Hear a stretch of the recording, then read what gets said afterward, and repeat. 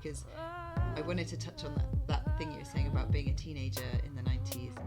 You're almost separate from everything you previously understood, and home becomes this thing that you've crafted yourself, and you've kind of welded yourself onto a new group of other people who are all your age, and you're feeling your way through the world as this kind of odd, kind of grouped together clump of cells almost, finding your way in the world, and you don't really know what you're doing, but you look to each other, and it's intense and beautiful and painful and all of those things. And I think those feelings were there when I painted this piece, and again, it was one where I just let go of any preconceived ideas of what I was supposed to be doing, and I just painted this canvas.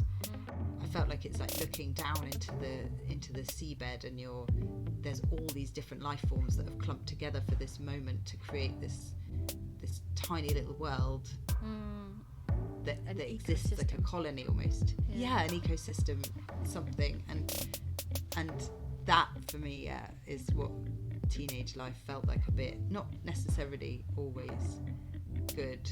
It was hostile as well, because you don't know what you're doing. There were self-events. Oh yeah. And obviously that's really clear in that song, in 90s Girl, you know. Yeah, I've got the whole line about wanting to be a raising girl. Yes. And like everything that's kind of entailed within that when you're relating to other girls at that age. Yes. And also just the whole, you know, narrative that was presented to women as feminism in the 90s.